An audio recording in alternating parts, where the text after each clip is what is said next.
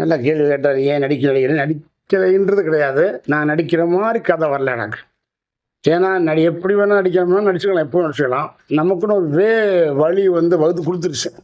So அதில மாறி வேறு பாதையில போனா, அது எங்கே போய் சேரும்னு எனக்கு தெரியாது.